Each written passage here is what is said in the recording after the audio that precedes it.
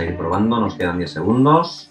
Bienvenidos a esta sesión sobre seguridad en Internet. Están nuestros hijos seguros en Internet. Pues ya es la hora, hemos dado un par de minutos de margen para aquellos que han ido entrando.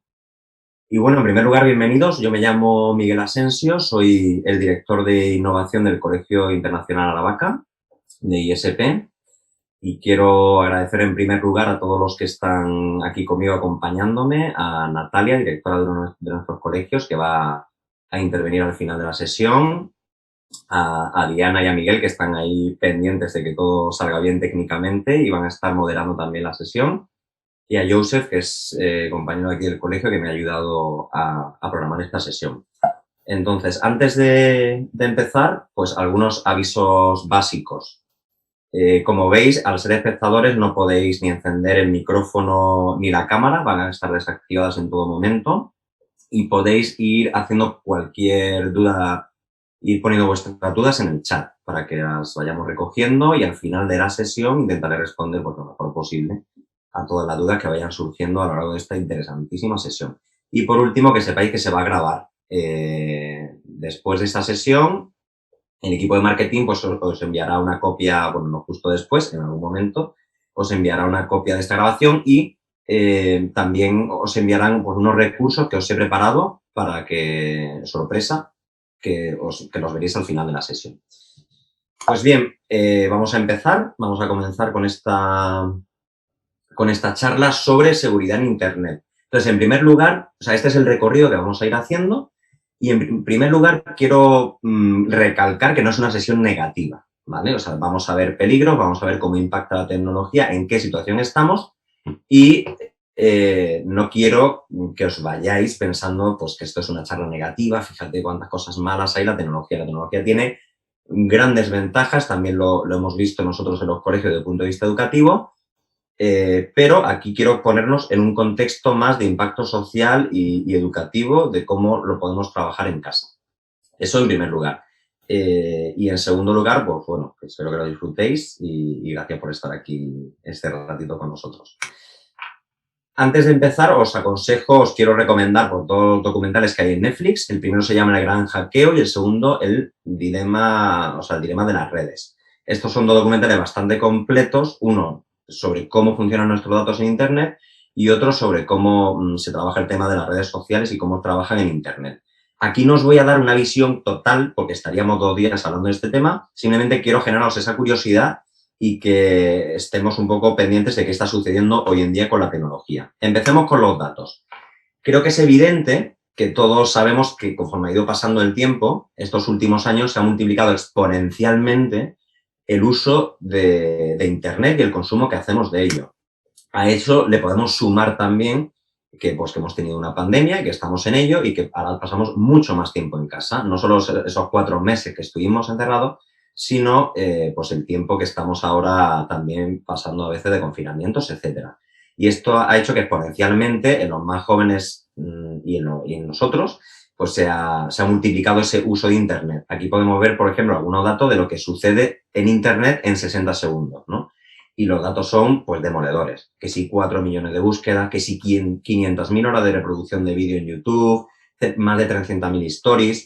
Entonces, eso es un dato que tenemos. O sea, ahora vivimos digitalmente, pero ¿cómo funciona?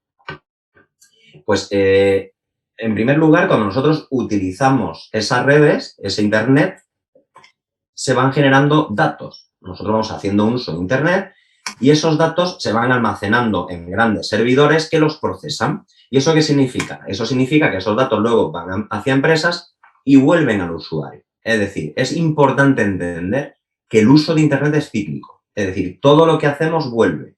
Cuando algo es gratuito, es que significa que tú eres el producto. Es decir, cuando nosotros usamos Internet y estamos felices porque decimos, esto es gratis, esta aplicación gratuita, qué buena que es, que cuánto me ayuda y tal, bien.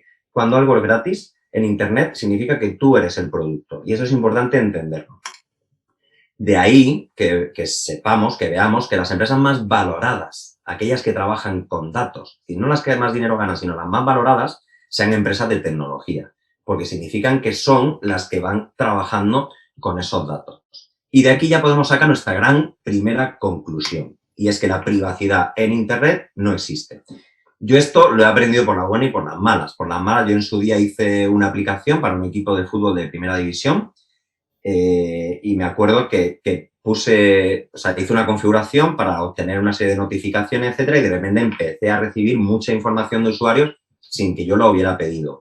Es decir, la privacidad en Internet es un botón que han inventado los que han diseñado el uso de Internet. Es decir, ya sea en redes sociales, ya sea en páginas web. Esos datos se almacenan. Hace poco, por ejemplo, salió una noticia de Apple que es muy buena y que ya Google lo aplicaba desde hacía tiempo, y es que desde hace un año aproximadamente pues analizaba todos nuestros datos, o sea, todas nuestras fotos, para detectar posibles pederastas simplemente con las fotos que tuvieran almacenadas en su móvil. Entonces, esto generó ciertas dudas en el mundo tecnológico porque decíamos, bueno, pues entonces esas fotos no estaban cifradas. No decíamos que no podíamos hacer las fotos. El fin es muy bueno, es más, es interesante. Pero esa privacidad, pues es algo que nos están vendiendo, ¿no? Y por último, algo que yo explico continuamente en clase, es que Internet no olvida. Y por eso es importante pensar antes de subir una foto, antes de hacer ciertas cosas en Internet, que luego hablaremos de esos peligros. Y por desgracia, pues cada vez más vamos viendo este tipo de noticias de personas que se arrepienten de haber hecho cierto uso de Internet cuando pasa el tiempo. Yo hice un pequeño, o sea, yo cada año hago una pequeña encuesta con mis alumnos de tecnología y siempre les hago la pregunta de, ¿has subido algo a Internet de lo que te arrepientes? Y aproximadamente el 40% siempre te dice que sí. Dice, sí, yo envío una foto que no quería enviar o envío algo que no me había gustado enviar. ¿Y esto qué genera? Vale, bien, vivimos en Internet, sabemos que estamos volcados ahí, sabemos que nuestros datos están disponibles para que puedan ir analizándolos y puedan ver incluso cómo nos sentimos en cada momento, dónde nos movemos, qué compramos, qué nos interesa, etcétera, etcétera. Pues yo lo he querido dividir en dos puntos fundamentales, en un impacto educativo y en un impacto social, porque creo que es de lo que menos se habla y creo que es lo más interesante en cuanto al uso de Internet para nuestros hijos. Empecemos con el aprendizaje. Nosotros en ISP tenemos, por así decir, hemos clasificado en lo que es la fase de aprendizaje en 4 fases. En las 2 primeras es donde se produce el aprendizaje, que se llama la fase nueva y la consolidación. Pongamos un ejemplo, vamos a esquiar, primer día de esquí, pues eso sería una fase nueva, es decir, voy a obtener un nuevo aprendizaje.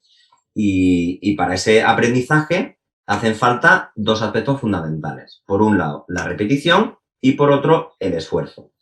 Si no hay esfuerzo en el aprendizaje y no hay una repetición, no se puede producir ese aprendizaje, ¿vale? Pasamos ese primer día de esquí y entonces llego a un segundo día, a un tercer día, paso de una pista verde a una pista azul, de una pista azul a una pista roja. Entonces ahí se va consolidando ese aprendizaje gracias a ese esfuerzo y a esa repetición.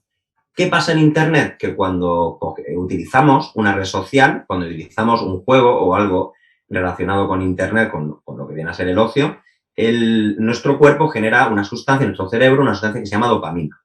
Y eso hace, pues, que es esa sustancia que produce éxito, que produce ilusión, triunfo, y hace que conectemos con esa sensación. Es decir, hace que estemos conectados con eso que está sucediendo en ese momento. Y esa conexión produce esa adicción que vemos cada vez más en los adolescentes y en los niños de utilizar, pues, Internet para algo. Puede pasar también, por ejemplo, un caso muy frecuente, pues con el niño pequeño que come solo cuando está viendo unos dibujos concretos en el móvil. Y si no, no come.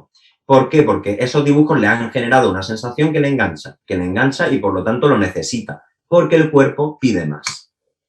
¿Y qué ha sucedido? Pues que hemos eliminado un aspecto fundamental del aprendizaje, que es el esfuerzo. Ese esfuerzo que podríamos llamar resiliencia, que es esa capacidad de no romperse, de crecerse ante la adversidad. Y cuando una persona se esfuerza, va adquiriendo esa resiliencia para continuar haciendo otros pasos. Es decir, yo he fracasado en el paso 1, pero sigo luchando y llego al paso 2 y llego al 3. Entonces, cuando nosotros eliminamos el esfuerzo, que es lo que sucede con ese tipo de redes sociales, lo que estamos atacando directamente muchas veces es la inteligencia emocional, la autoestima o la concentración, que son esos 3 puntos que tenemos que entrenar para obtener ese esfuerzo, esa resiliencia. La inteligencia emocional, como veremos luego, se ataca de muchas formas en Internet. Una de ellas, por ejemplo, es la pornografía, que es como la más evidente.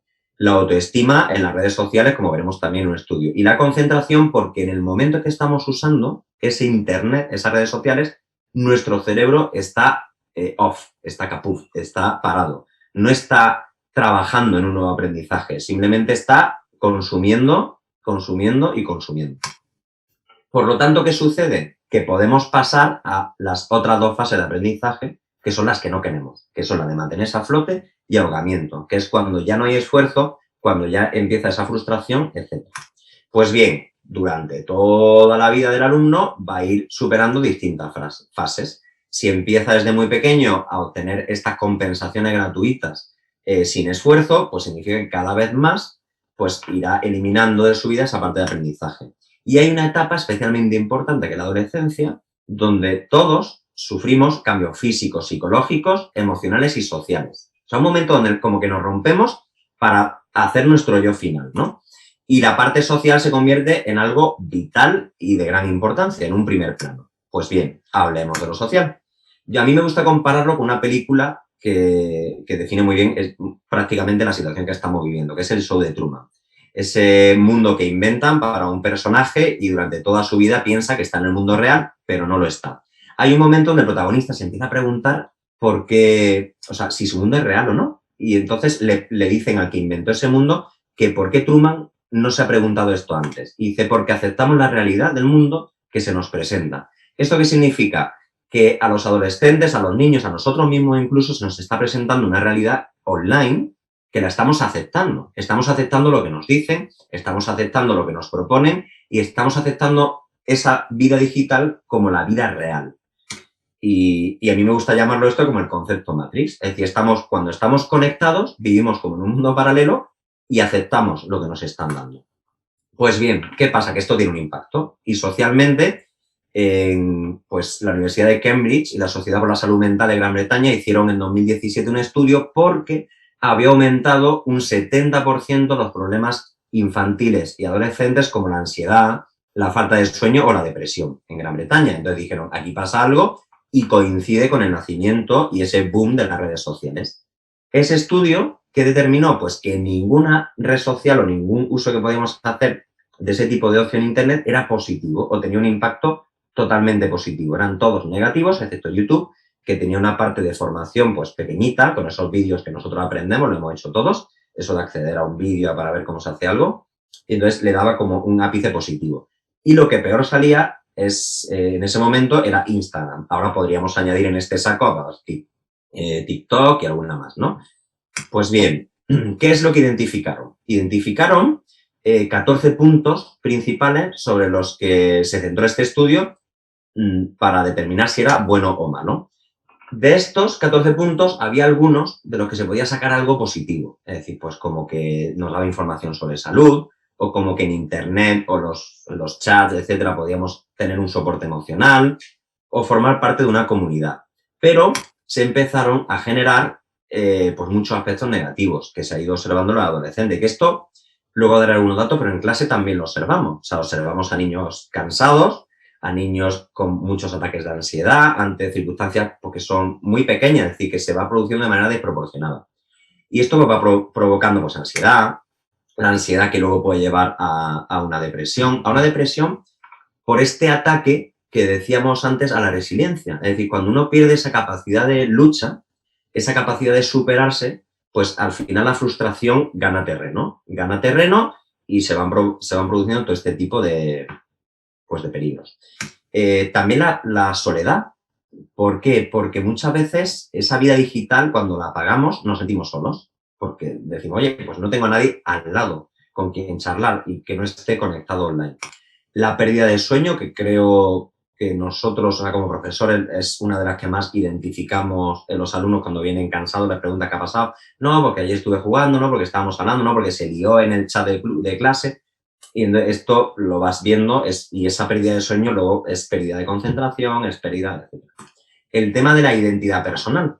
Perder esa identidad personal porque muestras a alguien, por así decir, muestras en Internet no quién eres, sino quién quieres ser. Entonces vas perdiendo esa identidad y cada vez quieres ser más como esas personas que vas viendo en Internet.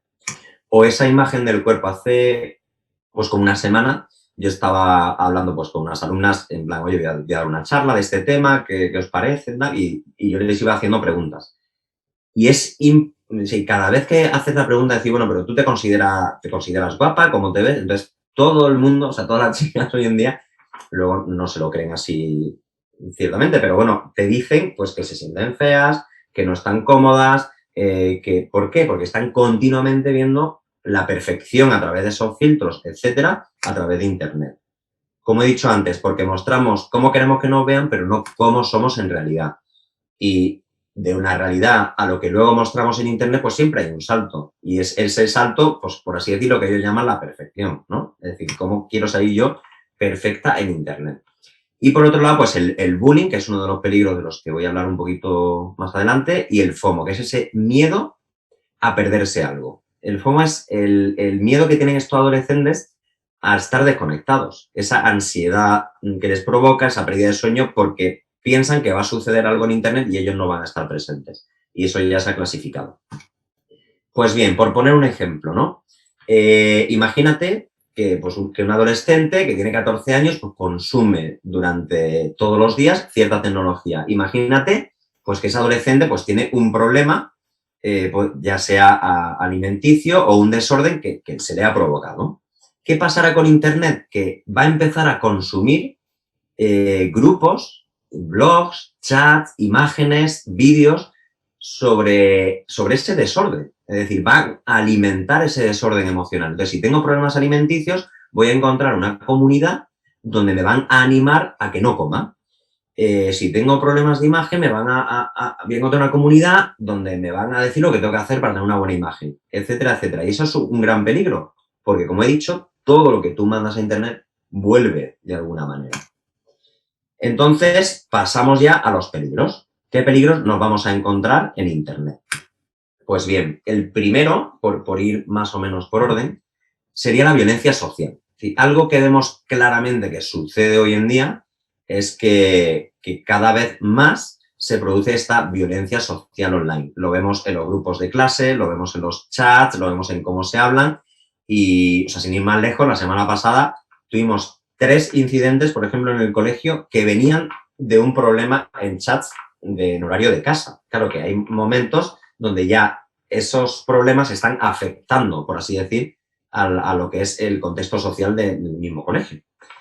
Y entonces esta violencia social pues, ha hecho crecer o nacer un término que es el término hater, que ya algunos se lo toman a broma, pero es una realidad. Y es que es cada vez más fácil convertirse en una persona que critica a otras personas. ¿Y esto por qué? Pues según un estudio de Orange, por ejemplo, decían que el anonimato y la exposición a todo tipo de contenidos son los ingredientes perfectos para promover estas conductas. Es decir, yo puedo hacer daño a otra persona y no la tengo delante. Por lo tanto, el impacto que produce sobre mí no es tan grande.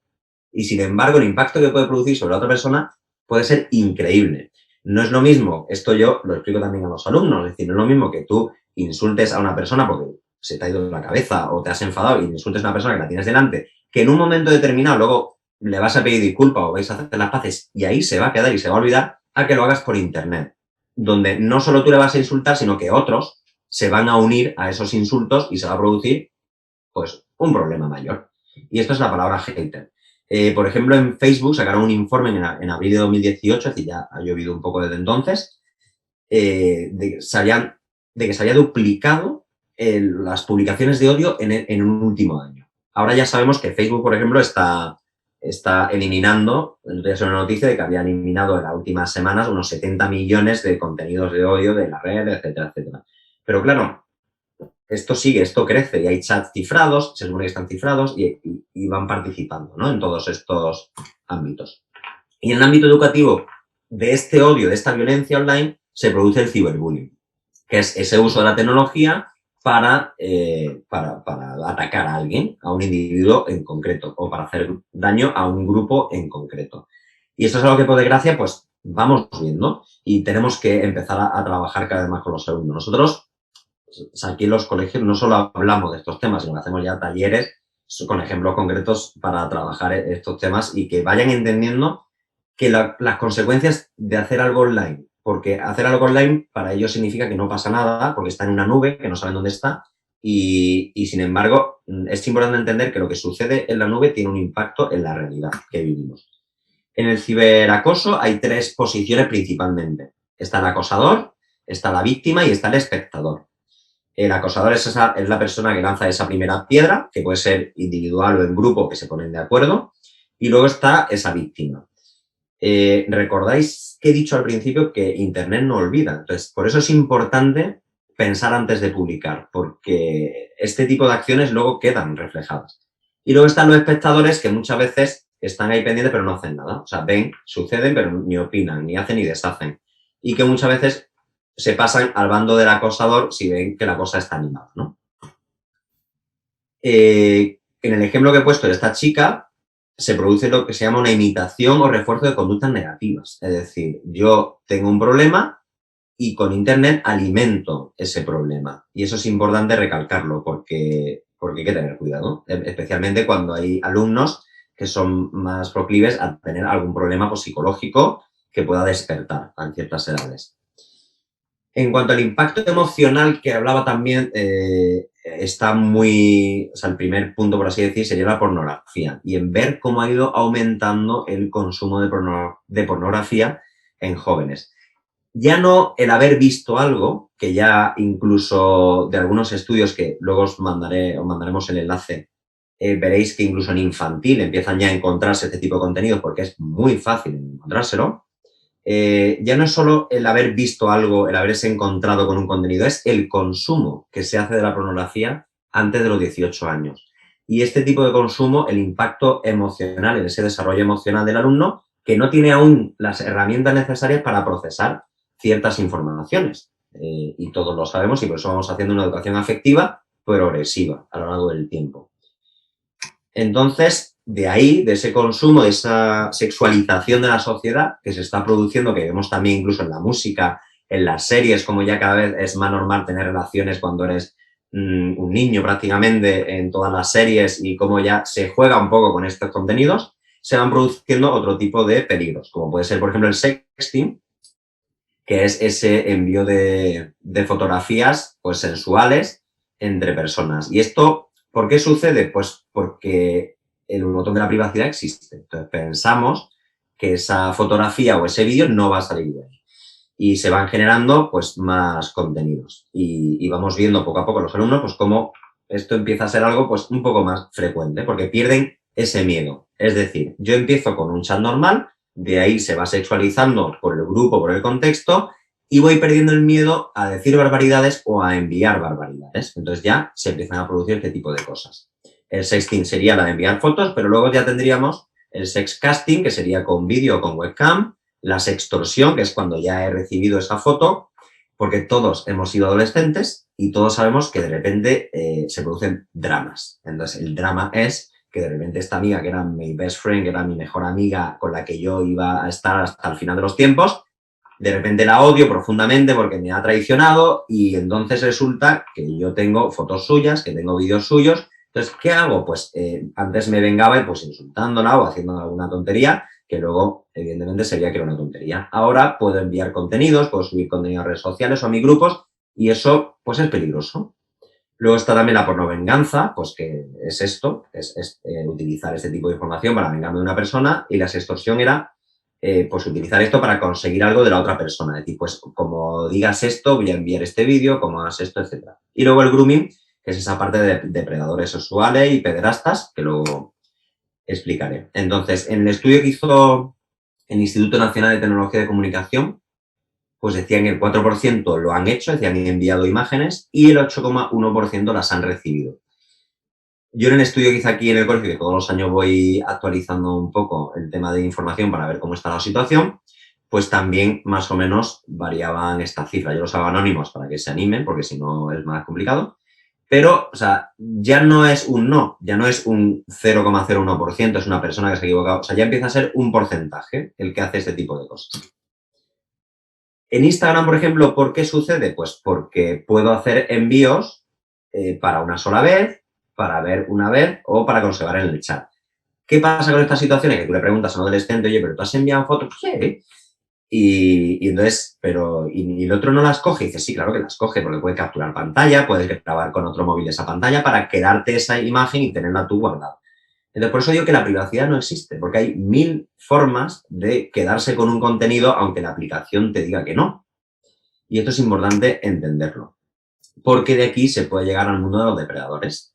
Esas personas que utilizan las redes sociales para encontrar adolescentes o jóvenes, engañarles y obtener ese contenido sexual. Se dice, incluso había un anuncio de Movistar que hicieron hace un tiempo, que hay tantos depredadores ahora mismo a día de hoy en las redes sociales, es decir, perfiles falsos, que incluso a veces han llegado a quedar entre ellos, ¿vale? Porque se empiezan a engañar entre ellos mismos, pensando que es un niño el que tienen detrás de la pantalla. ¿Y esto cómo se produce? Pues con 4 fases principalmente. Es importante, esto suele llevar un tiempo, puede llevar una semana, 2 semanas, un tiempo, o sea, no hay algo específico, ¿vale? Es decir, para cada niño. Pero también es importante saber que esto puede suceder pues, en pocas horas. Es decir, que esto empieza el contacto y en función de la edad puede suceder la extorsión o la cita en pocas horas. Lo primero es un contacto, es decir, me añaden a mi red social, por eso yo siempre les pregunto también a los alumnos si ellos miran antes quién es la otra persona y siempre está el que quiere millones de seguidores y por lo tanto no comprueba quién es y el que sí lo comprueba, entonces ahí le aplaudo. Y luego está el tema de, vale, no lo compruebas, pero hablas con ellos o simplemente, entonces hay dentro de ese grupo que no comprueba los seguidores, están los que hablan con ellos, en fin. Luego está la fase de confianza, entonces imagínate que es un depredador que ha puesto imágenes de un chico súper monísimo y está hablando pues con una niña. Entonces esa niña piensa que es ese chico e incluso le está enviando fotos, le está enviando vídeos. ¿Qué intenta esta persona? Pues ir sexualizando esa conversación, el proceso de seducción, hablar mucho con ella hasta conseguir llegar a un contenido sexualizado. Y por último, pues intentar esa extorsión o cita. O bien puede ser una extorsión en cuanto a ya me has enviado un vídeo o me envías más o este vídeo lo publico. O bien intentar quedar con esa persona para que se produzca ese abuso físico. Entonces, bien, ya tenemos toda esta visión, tenemos los peligros, sabemos que impacta a este aprendizaje, que impacta de una manera social y que hay una serie de peligros que se han ido generando, ¿vale? Como he dicho, no puedo daros toda la información, pero quiero que tengáis esa semillita, es empezar a trabajar sobre estos temas.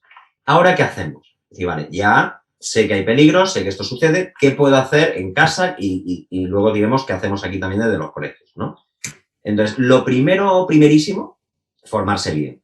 Eso es clave y por eso estamos aquí hoy, por ejemplo. Si queremos saber más sobre estos temas. Entonces, para saber más, tenemos que formarnos, tenemos que aprender, leer, ver vídeos y ver un poquito la situación actual. Y esto es algo que yo lo hablaba con mis compañeros cuando preparaba esta charla, porque la doy todos los años y jamás se repite. Es decir, siempre hay que añadir algo, quitar algo, porque esto va evolucionando, va cambiando. Por lo tanto, hay que estar un poco al día. Para esto hay páginas que, bueno, que nos van dando recursos, que estas páginas os las mandaremos también para que tengáis acceso, como por ejemplo esta que hizo Orange, que, pues, donde hay muchos vídeos explicativos de cada cosa, de los términos nuevos que van saliendo, de cómo trabajarlo, etcétera. O una muy tradicional, o sea, que lleva ya mucho tiempo y que tiene muchísimo contenido, incluso documentos, es pantallasamigas.net, donde hay muchísimos documentos, muchísimos ejemplos, incluso el cómo podemos trabajarlo directamente con nuestros hijos. Y por último, es importante saber que ya existe un canal en la Agencia de Protección de Datos, un canal prioritario y que es como muy rápido, que lo han puesto especialmente para este tipo de contenido. Es decir, si en algún momento hay alguna foto circulando o hay alguna imagen que no queremos que esté de un menor, pues podemos denunciarlo aquí y se van a dar bastante prisa por intentar eliminarla de la red. Nos formamos, vale, ya tengo los contenidos. ¿Qué es lo siguiente? Pues evidentemente tenemos que educar a los niños, a los hijos, pues en este tema. Tenemos que dar esa formación que hemos recibido a nuestros hijos. Y yo aquí hablo siempre de 4 pilares, 4 valores básicos. Es decir, educar. Pero educar es importante educar en cosas concretas, no podemos perdernos. Y yo también os diría que después de esta sesión no hagamos cambios drásticos. Si yo tengo un hijo adolescente, he estado en esta sesión, veo cuántos peligros hay, hijo, dame el móvil, se acabó, tu vida digital ha muerto. O sea, no hay que hacer cambios drásticos, ¿vale? Hay que pensarlos, hay que hablarlos y hay que llegar a acuerdos para ir haciendo cambios progresivos, no de la noche a la mañana, porque si no lo que vas a generar es un rechazo. Pues bien, educar en la identidad. En la identidad significa que tenemos que recordar muchas veces a nuestros hijos y a los alumnos que la identidad digital es una identidad real, es decir, y que tienen que comportarse en ese mundo digital como lo hacen en la vida real, ¿vale? No pueden tener varias caras. Y que es importante, pues, que no cedan en esa identidad, es decir, que no vivan pendientes de cómo son en Internet.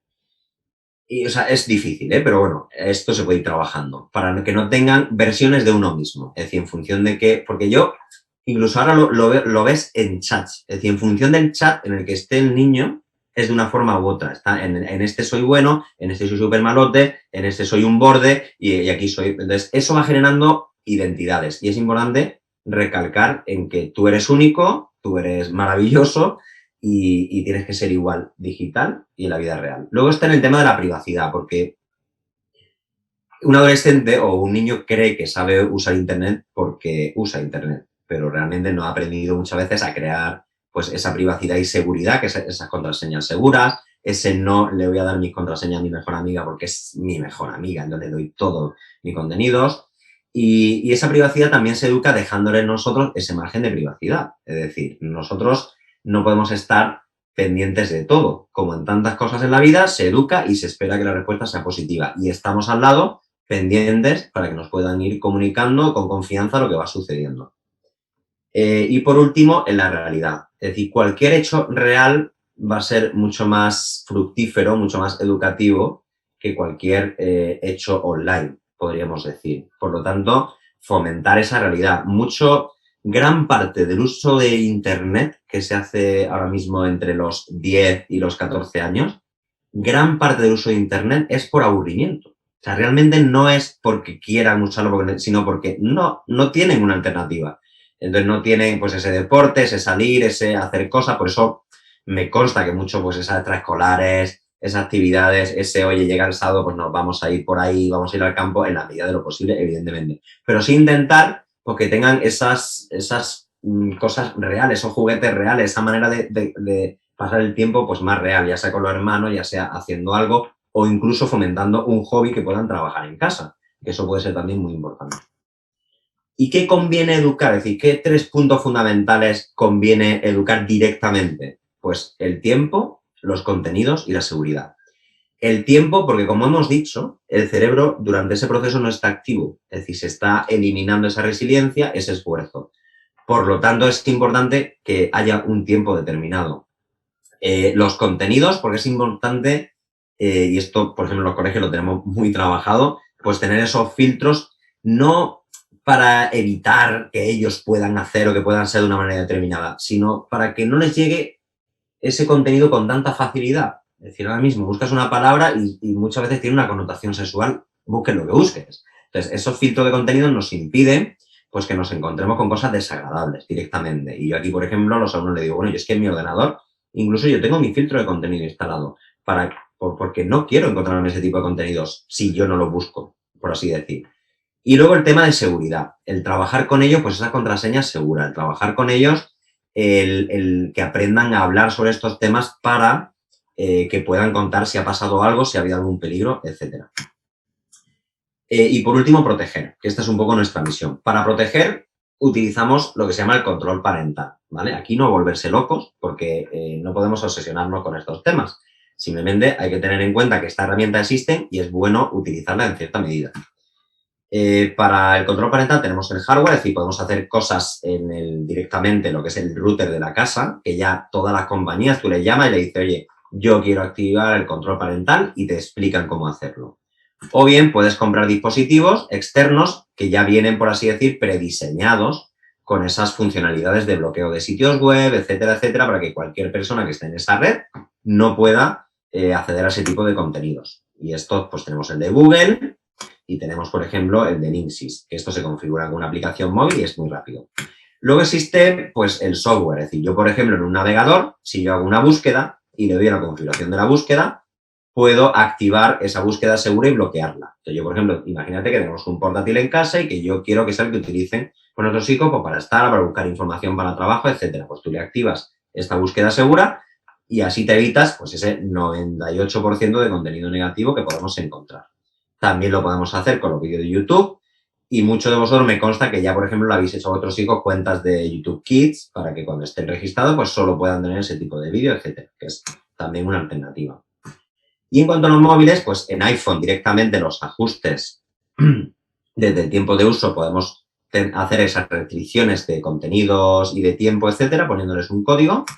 Y en Android, pues hay una aplicación que se llama Google Family Link, donde podemos también configurar pues, el horario, el tiempo de uso, etcétera, y la actividad que se va haciendo de ese móvil y registrarlo nosotros con una aplicación.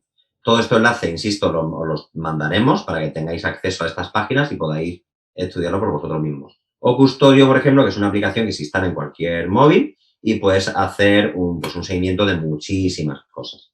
¿Por qué digo no obsesionarse? Porque tampoco podemos eliminar esa privacidad que tienen nuestros hijos. Es decir, tampoco podemos estar todo el día pendiente de lo que hace, porque si no, a lo que jugaremos es al gato y al ratón. Es decir, ellos buscarán forma de ocultarnos, saben más de tecnología que nosotros y, por lo tanto, buscarán esa forma. En vez de la confianza, buscarán la desconfianza. Por lo tanto, hay que llegar a esos acuerdos. Y aquí llego a los consejos finales.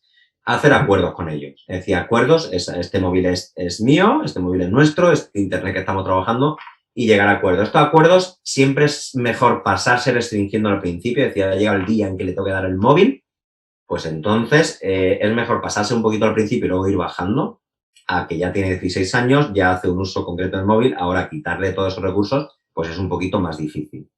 Luego sancionar cuando haya que sancionar, es decir, sin miedo a poner ciertos castigos, ciertos límites cuando ha pasado algo malo. Y hablar con ellos, que es la mayor solución. Hablar sin asustarse. Porque claro, si de repente el niño viene y te cuenta pues, un drama que ha tenido en internet y tú pues entras en cólera, pues evidentemente jamás volverá a hablar contigo sobre un tema de este tipo, ¿vale? Hablar, sentarse, preguntar si hay que preguntar para tomar medidas y bueno, y tranquilizarle, porque si te van a contar algo es porque probablemente estén nerviosos o estén asustados y por lo tanto tienen que buscar en vosotros esa confianza.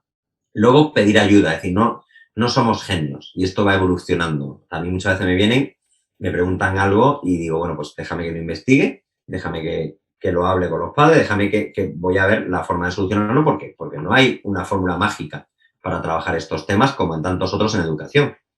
El ejemplo familiar, evidentemente, porque si nos ven en casa que estamos con el móvil durante una cena o me están hablando y yo estoy mirando el móvil, pues evidentemente ese es el ejemplo que le estamos dando. No obsesionarse, que esto ya lo he dicho, y ser muy realista. Es decir, cuando usan internet puede pasar cualquier cosa y no hay que asustarse, sino que hay que poner todos estos medios. Formarse, educar, llegar a acuerdos, hablar con ellos y generar ese círculo de confianza para que puedan decirnos lo que necesiten. No es para que nos cuenten todo al minuto, al detalle, sino para lo que necesiten. Es decir, cuando necesitan ayuda, pues que lo cuenten. Y por último, pues quiero dar paso a Natalia, que nos va a hablar sobre cómo trabajamos estos temas desde los colegios de ISP, porque, pues como he dicho, esto ya lo llevamos trabajando mucho tiempo aquí en los colegios y nos va a dar ella un poco la visión global de cómo es esto en ISP. Así que adelante, Natalia, si quieres. Gracias, Miguel. Y veo que también en el chat están ya poniendo algunas preguntas, así que ya vamos a llegar a ellas también. Y bueno, quizás voy a repetir algunas cosas, pero sí a nivel de grupo, como grupo de escuelas internacionales, el bienestar de nuestros estudiantes es de suma importancia, ya que sabemos que si los niños se sienten seguros emocionalmente y dentro de su entorno, es más probable que alcancen su máximo potencial académico y el aprendizaje está en el corazón de todo lo que nosotros hacemos. Por lo tanto, nosotros como grupo, pues en todos los colegios contamos con amplias políticas y procedimientos en todas las escuelas para ayudarle a los niños cuando se enfrentan al Internet y de hecho a los posibles riesgos que puedan encontrar en la vida en general, pero hablando específicamente del Internet. Ahora, como una escuela ICP, en las escuelas ICP, pues nosotros tenemos políticas de seguridad electrónica, la e-safety, que decimos en inglés, que explica nuestro programa educativo en torno a este tema. Incluye nuestro sistema también en las escuelas como tenemos sistemas de filtro administrado para evitar que cualquier persona en la escuela acceda a sitios o a materiales inapropiados, como escucharon antes. También incluye el uso de la tecnología móvil, que veo que la pregunta es acerca del uso de los móviles, y obviamente pues incluyendo los teléfonos móviles.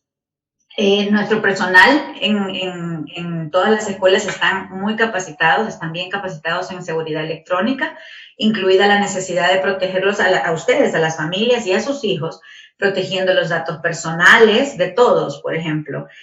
No publicamos nunca nombres completos, ¿verdad? Nombre y apellido completo en ninguna de nuestras comunicaciones para evitar que posibles infractores los utilicen por motivos incorrectos. Tenemos pautas claras sobre el uso de las imágenes de nuestros estudiantes también en todo el material de los colegios.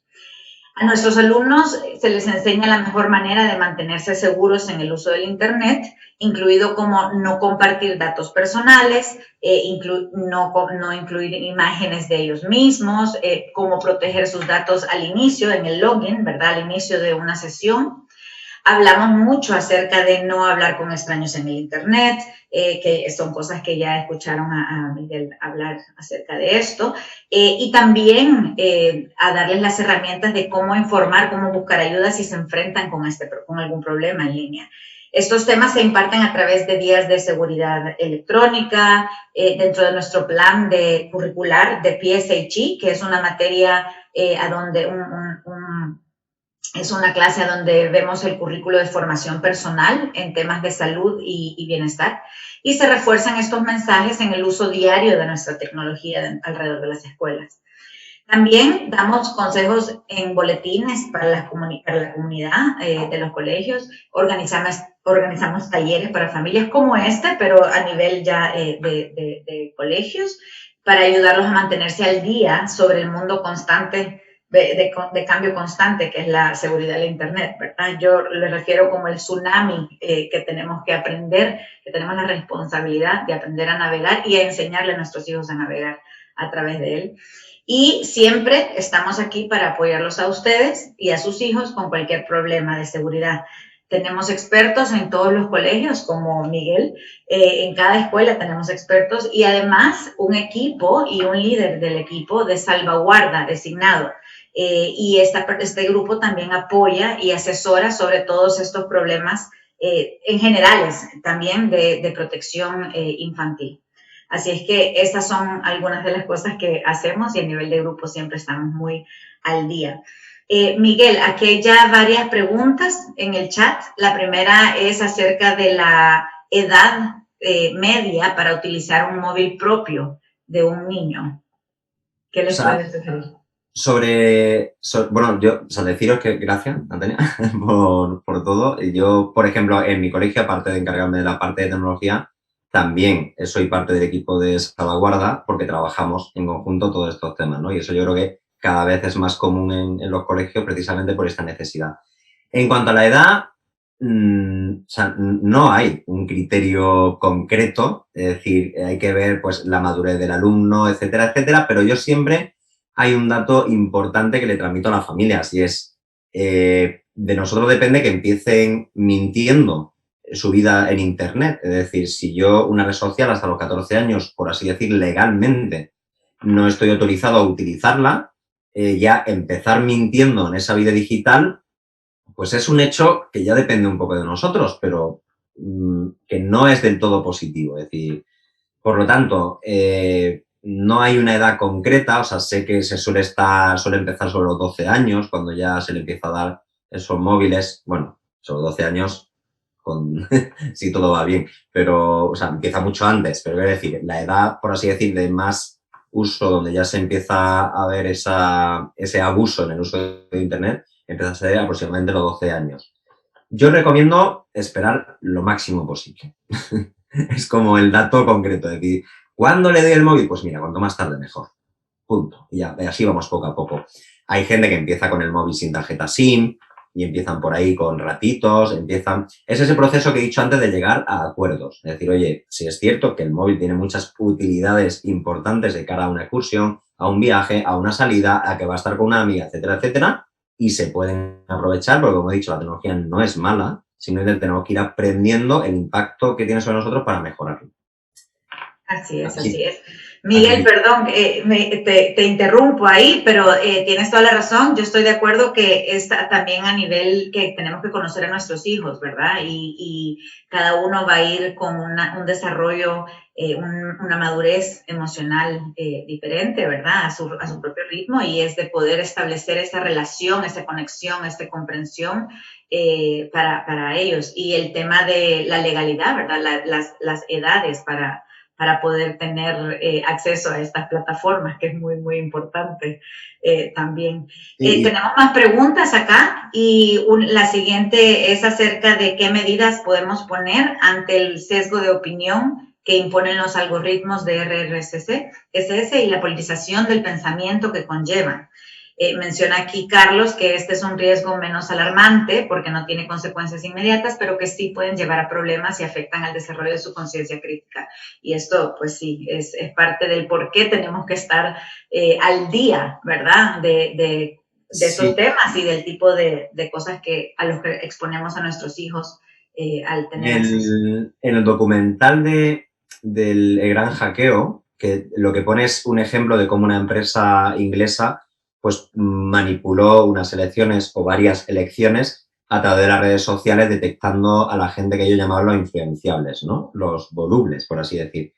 Y nosotros, los más volubles, aquellos que todavía no han formado un criterio, por así decir, propio del todo, o sea, que lo van formando, al final son los más jóvenes. Y de ahí, o sea, entiendo el miedo a esta influencia de las redes sociales, a esta influencia, porque, y esto lo cuento con una historia, yo tuve la oportunidad de charlar tranquilamente, porque lo invité a uno de los colegios, a Bernardo Quintero, que fue considerado el mayor experto en seguridad en Internet del mundo y es español y vive en Málaga.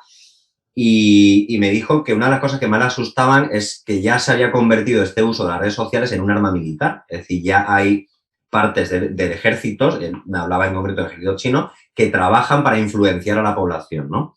Entonces, a mí sí me parece un tema importante. Y esto se trabaja con el pensamiento crítico, que aquí, por ejemplo, en los colegios lo intentamos trabajar en todos los proyectos que hacemos, y de ese pensamiento crítico, ese contrastar la información, ese no creerte de primeras lo que te están diciendo. Y luego hay una parte contra lo que no podemos luchar nada más que con la formación e información que nosotros vamos consiguiendo. Y es esa parte donde efectivamente se eliminan ciertos contenidos para que no se hablen en Internet y que se hable solo de lo que quieren a lo mejor una élite o ciertas políticas a través de anuncios, etcétera. Yo creo que ese pensamiento crítico, ese hablar con ellos sobre esos contenidos, ese saber contrastar la información, ir a fuentes fidedignas, ese no quedarse con el primer dato, es un primer paso importante para trabajar este aspecto. Sí, y currículos como los que llevamos en los colegios influye esto mucho también, que les da la oportunidad de hablar acerca de estos temas y de exponer a nuestros jóvenes a tener esa reflexión, ¿verdad? Ese pensamiento crítico y aplicarlo a su vida día a día. Bueno, aquí Alicia pregunta cómo funciona el derecho al olvido. O sea, el derecho al olvido, ojalá funcionara, no, no voy a ser negativo, pero el derecho al olvido, con esa página que os he puesto de prioritaria, podemos trabajar el tema del derecho al olvido en cuanto a lo que es contenidos de niños.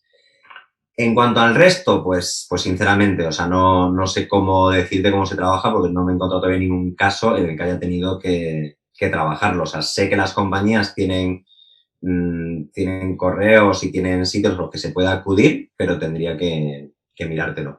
La realidad no es fácil. O sea, no es fácil al menos durante un tiempo, porque el problema de un contenido es que se multiplica. Es decir, si yo subo un contenido a una página web, a una red social, yo la he subido a un sitio y yo podría generar ese derecho al olvido o pedirlo en un sitio concreto. El problema es cuando ya salta de plataforma. Y tendrías que pedirlo en tantos sitios que es un poco complicado. Por eso siempre es mejor pensar antes de actuar en Internet, porque hay que tener en cuenta ese factor. En cuanto a los niños, creo que es más fácil porque o sea, el sistema de protección de datos de España nos ayuda. Es decir, si tú le explicas la situación, ellos son los que van a poner la herramienta necesaria para hacerlo. En cuanto a adultos, es un poquito más difícil porque no hay un canal prioritario para nosotros, de momento. Gracias, Miguel. Carlos pregunta cómo podemos conocer las medidas de protección que están implantadas en nuestro centro particular. Bueno, yo ahí también puedo responder que todos los centros podemos compartir qué es lo que hacemos, pero para nosotros parte de, bueno, una cosa son las medidas que se ponen para manejar la situación, pero mucho el trabajo aquí es la prevención, ¿verdad? Entonces, yo diría, platique con su centro, hable con la dirección, pregunte a la persona a cargo del grupo. Todos los centros van a tener a alguien que está a cargo de vigilar esta parte. Y debía haber mencionado también antes en cuanto a la idea de cómo los algoritmos vienen a afectar el pensamiento de nuestros niños. También el equipo de salvaguarda en todos nuestros centros ven la parte del pensamiento extremista también. Entonces, dentro de esto, en nuestro entrenamiento, son temas que sí exponemos y que sí hablamos con nuestros alumnos también. Así es que eso es importante. Le ponemos muchísimo trabajo y mucho énfasis en la prevención, realmente. No sé si hay algo más, Miguel, ahí en cuanto a cómo conocer las medidas. En la página web de cada centro suele haber un apartado de políticas y dentro de esas políticas siempre suele haber una sobre el uso de Internet o las medidas que tiene el centro en temas de Internet e incluso de seguridad. Sí, o sea, que ahí podéis consultar y si no están, pues efectivamente podéis contactar con el centro y preguntarles porque nosotros, por ejemplo, estamos en fase de desarrollo de muchas de esas políticas, esa ya la hemos hecho, pero las estamos subiendo poco a poco. Sí, así es. También pregunta aquí Alicia respecto a las grabaciones que se hacen en TikTok en modo privado, que no lo puede ver nadie. ¿También se queda en el Internet o es realmente privado? O sea, está en Internet. O sea, está. Y eso está en algún servidor en algún sitio. Es decir, esto a mí me lo pregunta mucho los niños. La grabación que hago en el móvil, ya no solo en TikTok, sino en el móvil, ¿está en Internet? En Internet está y analizada va a ser analizada y almacenada va a ser almacenada. Es cierto que no tienen ese peligro al ser privadas de que otro usuario pueda capturar pantalla o pueda grabarlas o reutilizarlas, pero en Internet está. Lo que suceda con ese contenido, pues en principio, si está en modo privado, esa empresa me garantiza que no debería. Yo un ejercicio que os recomiendo es que leáis las políticas de uso de las redes sociales. Yo es una actividad que, por ejemplo, hago con los alumnos desde cuarto de primaria en el colegio, siempre al empezar el curso me dicen, ya está aquí Miguel, y vamos a leer las políticas de Instagram, y vamos a leer las políticas de TikTok, porque ahí te aclara mucho de cómo se usa esa información. Entonces, ahí una de las cosas principales que te dicen es que ese contenido, una vez que lo subes, ya no es tuyo. Entonces, ¿está en Internet? Sí. ¿Puede ser usado negativamente? En principio no debería haber ningún salto de contenido si no es público, pero está en algún sitio almacenado. Así es. Y algo muy práctico, si no quieres si te daría vergüenza que tu abuelita lo viera o que yo no sé, alguien de la familia lo viera, pues no lo hagas. ¿Verdad? También. ¿Lo puede ver tu madre o tu padre? No. Y algo más, Miguel, que hablamos mucho con nuestros alumnos, es el hecho que en el futuro, pues cuando vengan al momento de aplicaciones a universidades, a empleos y todo, más y más, pues se hace esta revisión, ¿verdad? De la presencia en línea en todos estos espacios. Así es que es muy importante que mantengamos siempre esto en conversaciones con nuestros hijos. Pues por el momento ya no hay ninguna otra pregunta. No sé si alguien más querrá. No, yo simplemente ya para concluir, bueno, evidentemente agradeceros que hayáis estado ahí, espero que os haya parecido interesante, era mucha información a concentrar en una sola sesión y por ese motivo precisamente me gustaría que respondierais a un cuestionario para que podamos ver, o sea, uno, qué os ha parecido la sesión y dos, sobre qué temas, porque creo que es interesante, aquí hemos hablado de muchas cosas, pero luego se puede hablar de temas ya más concretamente. Oye, pues me gustaría que hubiera una sesión solo sobre redes sociales o que hubiera una sesión solo sobre TikTok o sobre cómo proteger contraseñas o sobre cómo configurar los wifi. Es decir, me gustaría saber un poco vuestra opinión de cara a futuras sesiones, poder ir afinando y ya que no sea algo tan genérico, sino y entrar a hacerlo más concreto. Así que si podéis contestar al formulario lo agradecería mucho.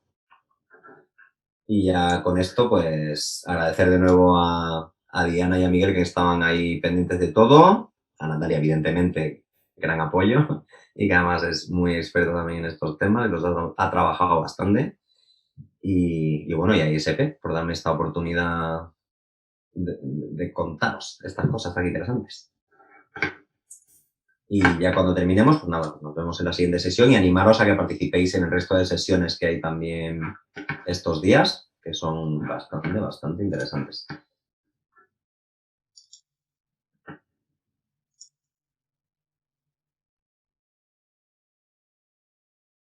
Lo voy a dejar aquí abierto.